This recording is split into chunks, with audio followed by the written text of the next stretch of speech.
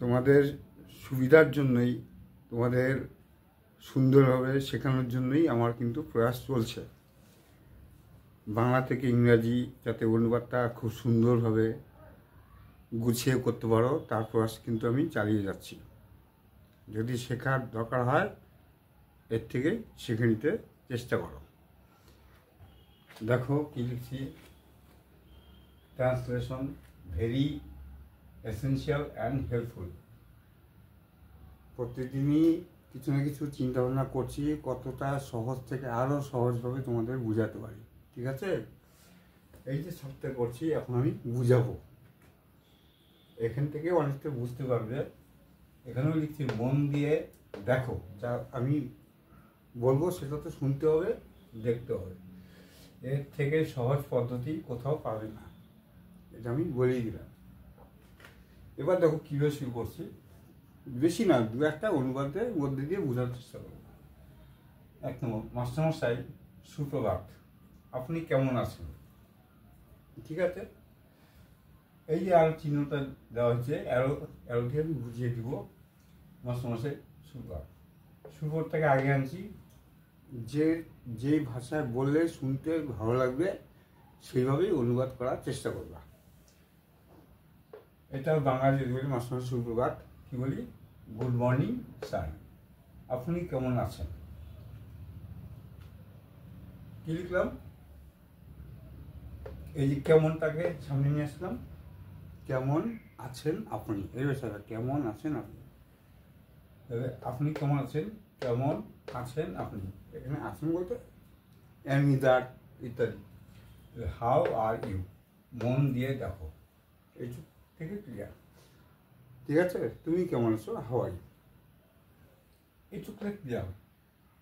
মাস্টারমশাই আমি ইংরাজি ভাষাতে খুব দুর্বল।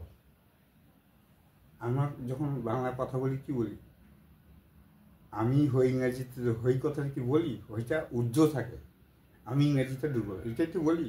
কিন্তু ওর মাঝখানে একটা ক্রিয়াপদ থাকে, কারণ ক্রিয়া ছাড়া কোনো বাক্য হয় না।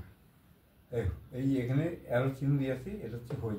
মাস্টারমশাই আমি ইংরেজি ভাষাতে খুব দুর্বল, এই হইটা রাখছি। মাস্টারমশাই স্যার আমি, আই, এই হইটার জন্য কর্তা পরে ক্রিয়া আসবে। আই অ্যাম খুব দুর্বল, ভেরি উইক। কোন ভাষাতে?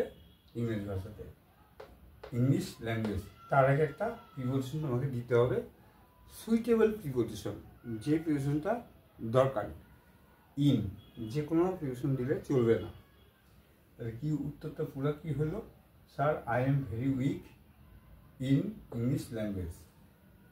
বাক্যটা পূর্ণ হলো, শুনতেও ভালো হলো। দয়া করে, অর্থাৎ আমি এটা বাক্য দিয়ে বোঝাচ্ছি কি, কোনো একটা ছাত্র একটা স্যারের কাছে গেছে কিছু শেখার জন্য ইংরাজিতে, তারই একটা সংক্ষিপ্ত শেখাচ্ছি তোমাদের। দয়া করে আপনি আমাকে ইংরাজিতে কথা বলতে ও লিখতে শেখান। এবার অ্যারো চিহ্নটা দেই নেই, নামানি করছি, যেইভাবে তোমাদেরকে সাজাতে হবে। প্রথমে কি আছে? আপনি, ঠিক আছে, এটা খাবার লিখছি, সাজিয়ে নাও এইভাবে 1 2 3 4 5 5 1 5 2 6। 1 কি আছে? আপনি। 2তে কি আছে? দয়া করে। 3 নম্বরে কি আছে? শেখান, কারণ কর্তা পরে ক্রিয়া আসবে, অর্থাৎ আপনি শেখান, তাহলে কর্তা ক্রিয়া হচ্ছে আপনি দয়া করে শেখান। 4 নম্বর কি আছে? কাকে শেখাবে? আমাকে। 5 1 5 2 কেন লিখছি? দুটা কাজ, একটা কথা বলতে একটা শেখাতে। তাহলে হচ্ছে কি হয়? 5 1 কি আছে? কথা বলতে। 5 2 কি আছে? লিখতে। আর 6 নম্বরে কি আছে? কি শেখাবে? ইংরেজিতে কথা বলতে লিখতে শেখাবে। এবার দেখো কি লিখছি, নাও সি, দেখো। এবার এই নম্বরগুলো যদি পরপর বসাই, একে কি আছে? ইউ। 2 আছে কি? দয়া করে, কাইন্ডলি। 3 নম্বরে কি আছে? শেখান, টিচ, ইউ কাইন্ডলি টিচ। কাকে শেখাবে? আমাকে। 4 নম্বর আছে মি। এই যে টুটা হচ্ছে, এই টুটার ব্যাখ্যা আমি এখানে দিছি, সেটা বলে দিচ্ছি। টু স্পিক অ্যান্ড রাইট, বলতে এবং লিখতে, ইন ইংলিশ, ইন হচ্ছে প্রিপোজিশন। এইবার তোমাদেরকে সাজাতে হবে, কথা ক্রিয়া কর্ম সুন্দর করে গুছিয়ে নিতে হবে। কিছু তো তোমাদের মগজ বুদ্ধি খাটাতেই হবে না। কোনো বাক্যে ক্রিয়াপদ এর শেষে যদি তে থাকে, দেখো বলতে লিখতে তে আসছে থাকে, তবে টু বসিয়ে ভার্বের সিম্পল প্রেজেন্ট ফর্ম বসাতে হবে। দেখো তাই করছি, কথা বলে ইংরাজি কি স্পিক, যেহেতু তে আছে দেখো টু স্পিক, লেখা ইংরাজি কি রাইট, তাহলে এখানে রাইট, তাহলে এখানে টু দিলাম না কেন, এই টু দিয়েই আমি এই দু জায়গায় কাজ শেষ হয়েছি। এখানে টু দিলেও ক্ষতি নাই, টু স্পিক অ্যান্ড রাইট, আবার to speak and to write, তো টু দুইবার দরকার হবে না, একটা to speak and write in English ভাষাতে। এই হলো তোমাদের শেখা। যেমন হচ্ছে আমি খেলতে চাই, তো আমি চাই খেলতে, আই ওয়ান্ট, খেলা ইংরেজি কি প্লে, তার কী দিবা to, I want to play. আমি তোমার সাথে বিদ্যালয়ে যেতে চাই, আমি চাই যেতে বিদ্যালয়ে তোমার সাথে, দেখো কীভাবে সাজালাম, আমি চাই যেতে, আই ওয়ান্ট, যাও ইংরেজি কি গো, তার আগে কী দিব টু, যেহেতু তে আছে আই ওয়ান্ট টু গো, কোথায় বিদ্যালয়ে, যেখানে যাবো সে তার আগে টু দিবা, I want to go to school, কার সাথে, সাথে কি বলছেন কি with, I want to go to school with you, clear হয়ে গেল। তো ট্রান্সলেশনটাতে এটা একদিনের ব্যাপার না, যারা ছোটবেলা থেকে এই অনুবাদটা শিখে আসছে তাদের পক্ষে তো এটা খুবই ইজি, এবং তারা ভালো করে জানে, যে সমস্ত টিচারদের কাছে পড়েছে, নিশ্চয়ই ভালো টিচারের কাছে পড়েছে, জানেও।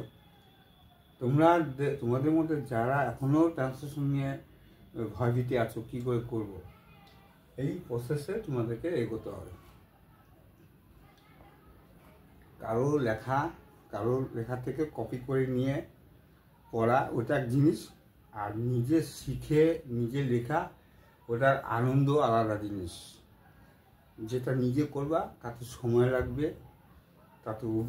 তাতে ধৈর্য রাখতে লাগবে, কিন্তু তাতে অভিজ্ঞতা বেশি হবে। আরেকজনের থেকে কপি করে তুমি খাতায় লিখলা, পড়লা, হয়তো পরীক্ষাতেও দিলা ভালো মতো, কিন্তু কথা হচ্ছে দেখা গেল যে আদৌ তুমি নিজেকে প্রশ্ন করো, আদৌ কি তুমি শিখলা, এই প্রশ্নটা নিজেকে করো। যদি দেখো যে অসুবিধা হচ্ছে, তখন তোমার এটা কিন্তু অবশ্যই কাজে লাগবে। তো সময় নষ্ট না করে যত তাড়াতাড়ি সম্ভব এগুলো শিখে নাও, এবং কখন কোন ভিডিও কোন ইয়েটা ডিলিট হয়ে যায় বলা মুশকিল, সেই জন্য পারলে এটাকে তোমরা খাতায় তুলে নাও।